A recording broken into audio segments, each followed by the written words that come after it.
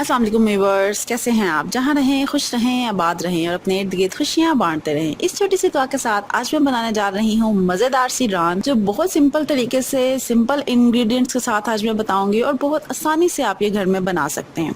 उसके लिए मैंने एक अदद रान ले लिया है। ये तकरीबन 3 किलो के करीब होगी जो मैंने ये ली है। और इसमें अब आपने कट्स लगाने हैं। कट्स जो हैं आपने कोशिश करने हैं कि डीप कट्स हों, लाइक जो अंदर की हड्डी है वहां तक आपका एक कट जो है जाना चाहिए, हड्डी को टच करना चाहिए। साथ ही हम इसमें इंग्रेडिएंट्स लगाएंगे। क्या क्या इसमें हम जो इसमें मैरिनेट करूंगी इसको मैं, सबसे पहले आपने कट्स लगाने के बाद अच्छे से मैंने लिया है 1 टेबल स्पून नमक।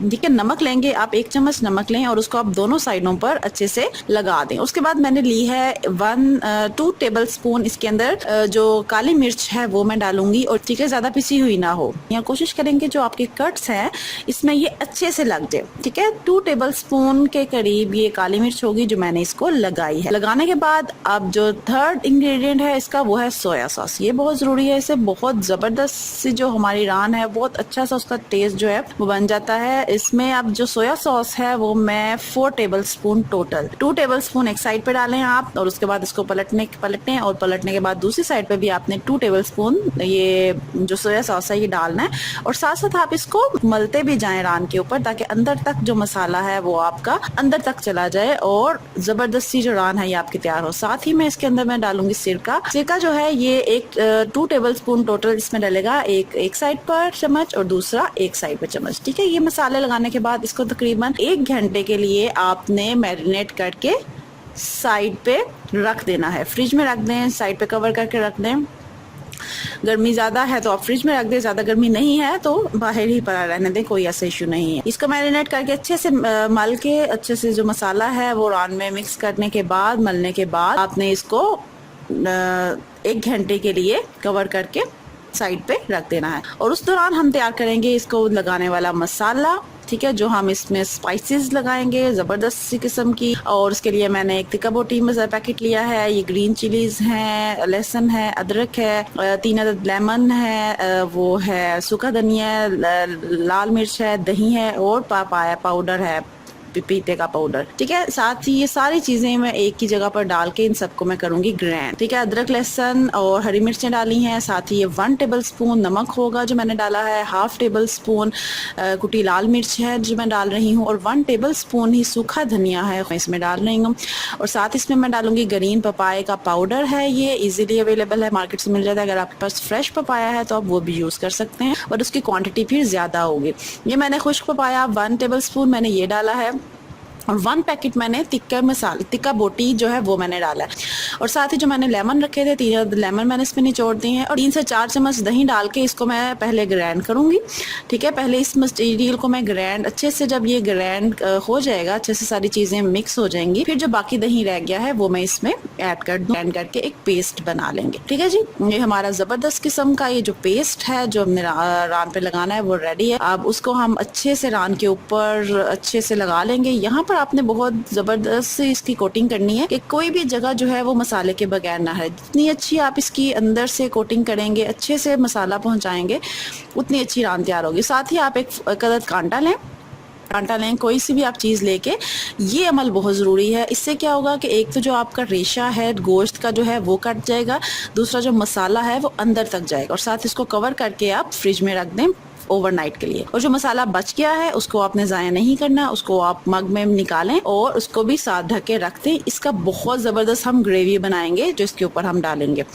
ले जी, नेक्स्ट डे पूरी रात ये जो है इसको मैंने फ्रिज में कवर करके रख दिया हुआ था। और नेक्स्ट डे देखें ये मसाला जो है अच्छे से ये सारा इसको लग गया हुआ है। जो मसाला है इसका आप जो नीचे है आप इसको अच्छे से टर्न करके दोबारा से मसाला इसके ऊपर लगाएं। लगाने के बाद इसके जो अंदर जो हमने कट्स लगाए हैं, कोशिश करें कि कट्स में भी अच्छे से मसाला इसके आप लगाने के बाद एक अदद आप ले लें फॉइल शीट।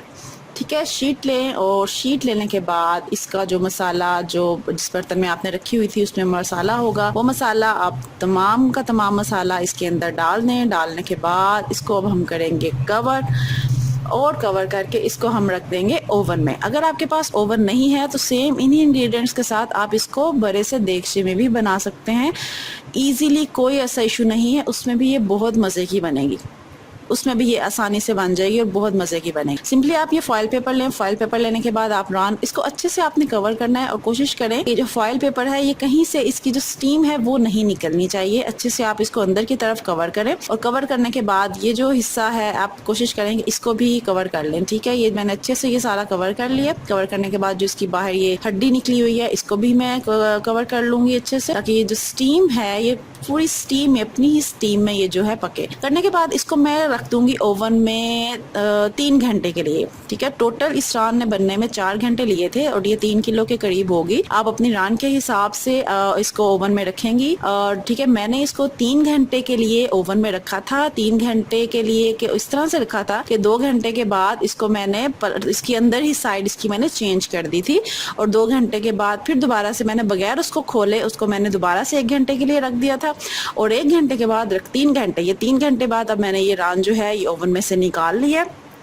ठीक है, निकालने के बाद अब मैं इसको खोल रही हूँ और खोल के अब हम देखते हैं कि इसकी क्या लुक आई है। लुक दिस, देखें जी, रान हमारी बहुत ज़बरदस्त किस्म की गल गई हुई है और इसका ये जो पानी है इसको आपने ज़ाया नहीं करना। इसको आप एक कप में डालें और अलहदा से एक कप में डालें और उसका मैं बताती हूँ आपको क्या करना है। जो रान है उसके ऊपर ये मैं बटर होममेड मक्खन जो है वो मैं लगा रही हूँ। लगाने के बाद इसको आपने आधे घंटे के लिए खोल के इसको दोबारा से ओवन में रख देना है और साथ ही मैं इसका तैयार करूँगी जो हमने अब इसके ऊपर ग्रेवी बना लगानी है वो तैयार करूँगी। इसके लिए मैंने मक्खन लिया है और जो रान का जो साइड पे पानी इकट्ठा हुआ था वही वाला पानी मैं इसके अंदर ऐड कर रही हूँ। वही वाला पानी आपने ऐड करके आप गार्लिक लहसुन जो है उसको आप लें, चॉप करके इसके अंदर डाल दें। डालने के बाद उसको आप हल्का सा पकाएं। पकाने के बाद जो आपने मटेरियल बचा था रात में आपका, ठीक है, वो आपने इसके अंदर ऐड कर देना। और ये इतना मजे का ये जो था इसकी ग्रेवी बनी थी। रान का तो मजा था ही, वो तो टेस्टी थी ही, बट जो ग्रेवी थी इसका बहुत जबरदस्त, बहुत मजे का टेस्ट आया था। आप जिस भी तरीके से आप रान बनाएं, लेकिन आप कोशिश करें कि साथ में ये ग्रेवी और ये वेजिटेबल्स जरूर यूज करें। ठीक है, ग्रेवी बन गई है। साथ ही मैंने टमाटर जो है शिमला मिर्च और प्याज ये मैंने बड़े साइज के काट के रखे हुए थे वो मैंने इसमें डाल दिए हैं। इनको हल्का सा हम 5 से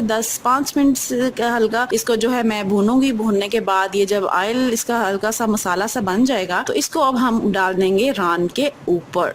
यमी, इतना मजे का, इतना यमी और इतनी डिलीशियस आप कह लें कि ये रान बनी थी। सो यमी, जरूर ट्राई कीजिएगा और ये जो ग्रेवी है ये जो जरूर बनाइएगा आप, बहुत मजे की बनी थी। ठीक है, उसके बाद ये आपकी जबरदस्त किस्म की रान जो है ये रेडी है। बनाइएगा, इंजॉय कीजिएगा और कोशिश करें कि जब भी आप गोश्त खाएं उसके साथ ढेर सारी वेजिटेबल जरूर खाएं ताकि आप हजम करना आसान हो। साथ में मैंने वेजिटेबल्स रखी हैं, जो वेजिटेबल्स हैं उनको मैंने हल्का सा मसाले में डाल के बनाया है। साथ में मैंने खीरा, जो मूली, गाजर वो मैंने काट के रखी हैं। और ये देखें जबरदस्त जो रान है बहुत जबरदस्त गल गई हुई थी, बहुत मजे की बनी थी।